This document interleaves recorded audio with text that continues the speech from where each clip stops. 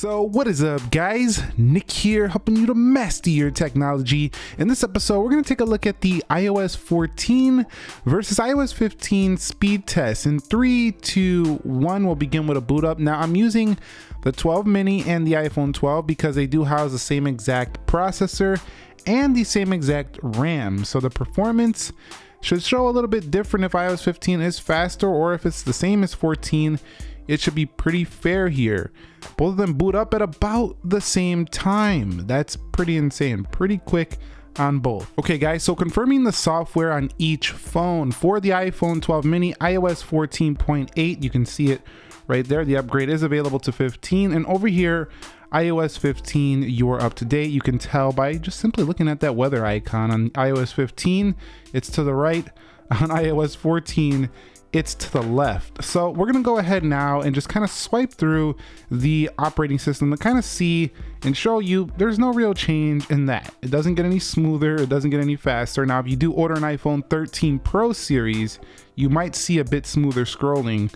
But overall here, just in the app library, just scrolling through the pages, iOS 15 is no different from iOS 14. Even going over here to the left to the widgets, exactly the same. Control center also exactly the same. They do have the focus modes in here, but you can see overall speed, no difference when going through the general OS. All right guys, so we've arrived at the app test portion of this video. Everything closed out for both phones, iOS 14, iOS 15. Let's begin with calendar. You can see basically the same. What about clock?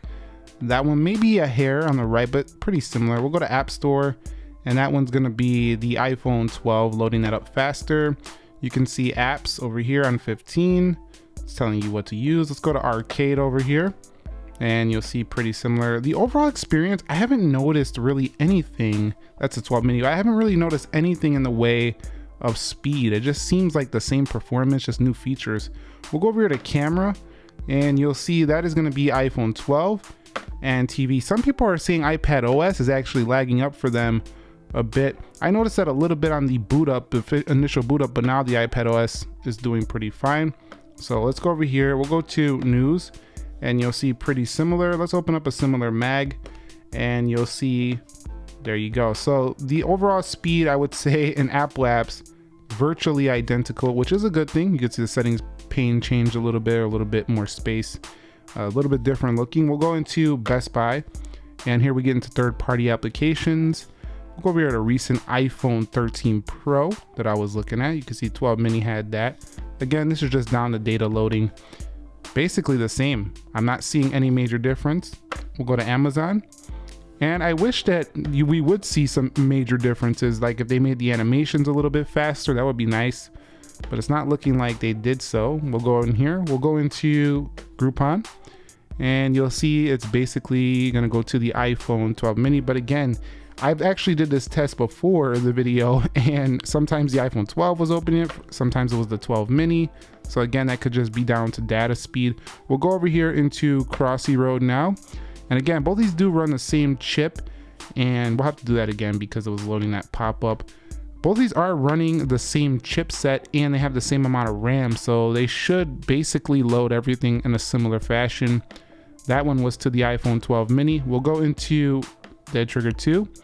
We'll see how fast this can load up. 12 mini maybe by a hair. And again, my fingers are not robots, so it could be a slight difference there as well. But you're seeing, I mean, if you're concerned about downloading iOS 15 for performance, you think it's going to be buggy, it's going to be slow, this should prove that it's not. You know, I already had people reaching out to me yesterday. Should I download it? Is it slow? Is it buggy? I'm going to wait.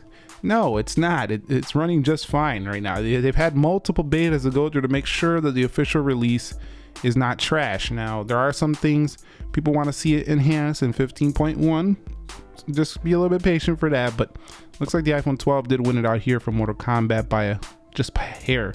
So think of all that power you get in the iPhone 12 mini, and that's still for sale as well. Both of these are still for sale, and they'll do have the 13 mini as well as the 13 if you want even more punch with the A15 Bionic. We'll go into Instagram, and you can see even in these third-party apps, not seeing a major difference. They are performing about the same. This might be the closest speed test in the history of the Nick Ackerman channel. and then Geekbench, you'll see they are clocked in at the same exact, 2.99 gigahertz, similar RAM, exactly the same basically on both. So let's go ahead now and run the CPU benchmark. That's not CPU benchmark here, and see what kind of scores we do get. Now, the scores are not perfect. Keep in mind, I just ran a bunch of apps, so they're probably heated up a little bit. So keep that in mind. We'll be back when these are done. Okay guys, so the final Geekbench scores are in, and you can see they're basically the same, off by only a few points on each. And typically these phones do get around the scores you do see in the overall scoring, so that's about right where they should be, and both of them are pretty much the same. So iOS 15, yeah, the mini was slightly higher. Don't come at me with those few points. It's not going to really change the day-to-day experience whatsoever at all. So let's go ahead now and just kind of run through the application, see if we do get a reload for either phone. We'll begin here with the iPhone 12 mini, holding everything just fine. Let's come out of there. We'll go into Safari. This is Crossy Road. We're gonna go on the Crossy Road real quick. Groupon. We'll go into eBay. We'll go into Amazon. We'll go into Best Buy.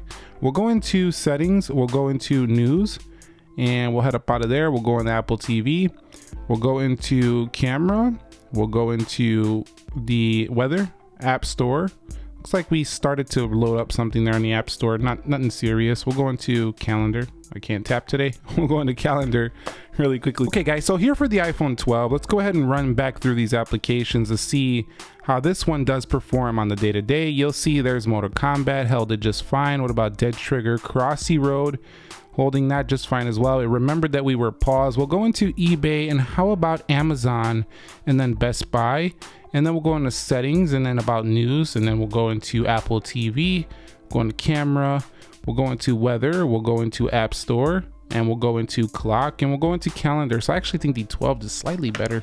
The App Store was starting to load up on the iPhone 12 mini, but overall, iOS 15 performing about on par in the RAM management as well as iOS 14.8. Okay, so we're gonna go ahead and do a couple websites. Safari did see some major changes. Let's see if it's any faster though. We'll go to apple.com in 3, 2, 1. And you'll see not really, both of them loading up at the same time. The tab bar is not the bottom. If you want to go ahead and change it back to the top, you can do so. Let's go ahead and learn more about the iPhone 13. You'll see that loaded up about the same, maybe the 12 mini. It's so close, doesn't really even matter. So I'd say no, the Safari doesn't really change much in terms of the speed. You can see you do get a background wallpaper though, but the speed overall not changing much. Let's go to Wikipedia. We'll go to Wikipedia here, and let's go in 3, 2, 1, and you'll see that was on the right. But I'm telling you, the speed not really noticeable. Again, you might notice some better scrolling with the iPhone 13 Pro series, but in terms of Safari, again with the 14.8, still about the same. So very good performance on both. All right guys, so what about widgets? Did that get any faster to go ahead and add a widget? Let's go ahead and see. Nope, doesn't look like it's any quicker. Of course, we did get the App Store widget now. You didn't have that in iOS 14, but if I go ahead and hit batteries, just go ahead and add the widget, not really any difference. What about these pages? Are they any different in speed? Not really. You can also swipe through. See if you could swipe through. About the same. So there's no major change enough here, I would say, that would put me off with recommending you iOS 15. So if you haven't done the update, go ahead and get it, try out the features, let us know your thoughts on it down below. And if you found this video helpful, entertaining, informing, do me a favor, click the like button for me. Watch my full review, my detailed review on the iOS 15. It will help you learn a little bit more information about this update, and if it's something you want to consider doing. Maybe you're busy, maybe you don't want to do it till the weekend or whatever. You can go check it out anyway and decide when it's the right time for you to download. But I could say it's definitely safe to download in terms of speed, performance. It doesn't really change much. Some people are talking about their battery has been draining a bit quicker. I haven't noticed that too much, maybe a percent or two, but nothing serious. Let me know your battery experience on the iOS 15 so far, and if there's any bugs or anything that you want to see going forward from the channel from iOS 15, it would be appreciated if you leave a comment down below. I will catch you all on the next one. Nick here. Be sure to be well. Thank you very much for watching. Subscribe for more, and peace.